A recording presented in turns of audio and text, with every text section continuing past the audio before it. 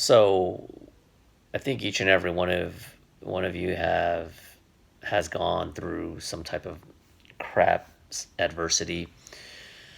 When shit hits the fan in life, and the older you get, there's a good chance that you're gonna have more life experiences. You're gonna have some good times, but you're gonna have some bad times, and there's gonna be a point in which you may feel wronged, whether you didn't get that job promotion, you found out a friend stabbed you in the back, you got bullied.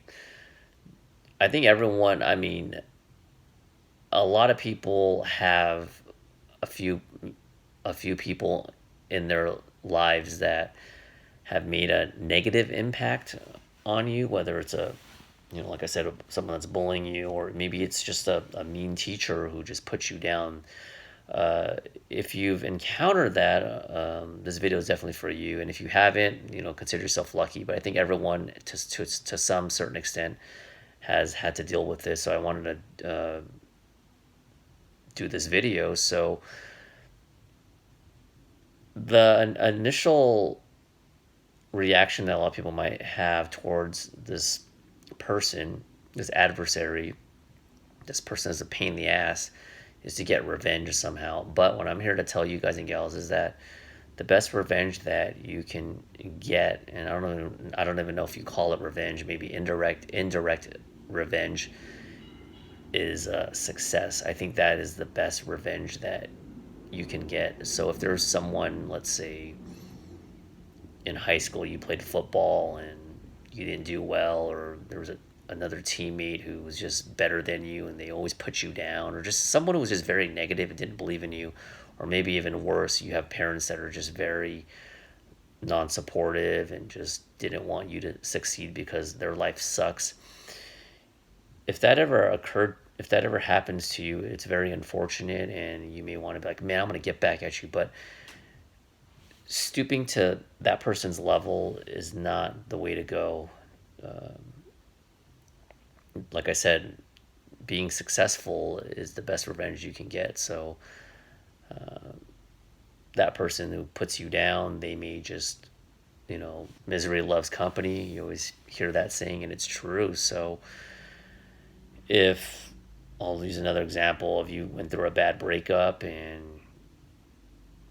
you got dumped, let's say, and for whatever reason, the person didn't want to be with you and they cheated on you, and you're just miserable. Well, you know what? If that person cheated on you and whatever happens in their life happens, but what you can do is you don't need to get revenge. You don't need to go to the girlfriend's house and freaking, start cussing her out or whatever. I mean, who knows the situation, but what you can do is move on, learn from your mistake, and be successful in your life. Now, real quick, what is the definition of success?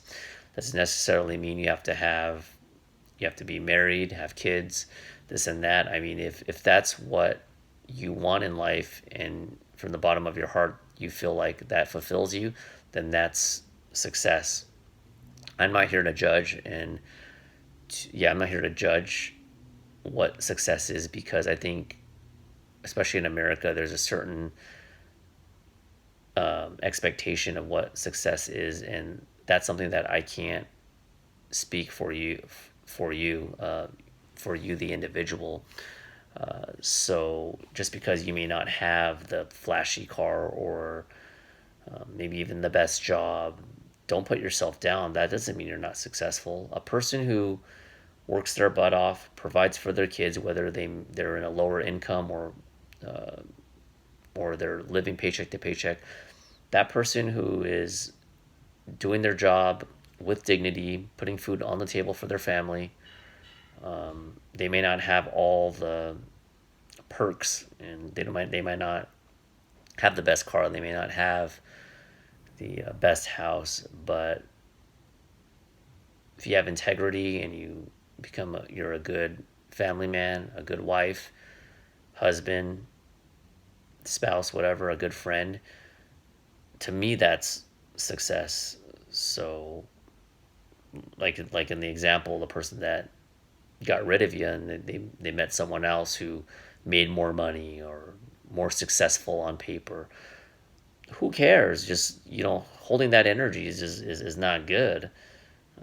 And let's say you found, or you were you were walking down the street and you saw them, and then this person was with that person. This person's a gold digger, let's say, and I'm not using this as an example. Trust me, it sounds like I'm like talking through myself. I'm not. It's just an example. I think it's a more realistic example because it does happen. You try to always compare yourself to other people's lives, but can't judge a book by its cover. Just because it looks good on the outside doesn't mean someone could be rich in material things, but they could be very poor in the things that really matter, which is a loving relationship, good friends, solid friends, family, a loving husband, a loving spouse, your children, stuff like that. So that's my time. I try to promote positive energy, and it's not always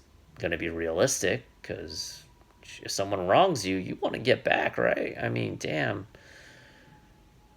There's a time and place for everything. Sometimes someone messes with you. Now, the only time I would, real quickly before I leave, the only time I would, I won't call it revenge, but if like someone physically attacked your family or something, I mean, something I think the male instinct would kick in for most guys to protect your family. I don't know if that's really, I don't know if that constitutes really revenge though. That might just be more of a spur of the moment type of thing. So, anyways, that's my time. The best revenge you can get in a nutshell is success, whatever your definition of success is. If you feel content and you're at peace with that, that's the best way to go. That's my time. Thanks for watching. I'll talk to you later. Bye.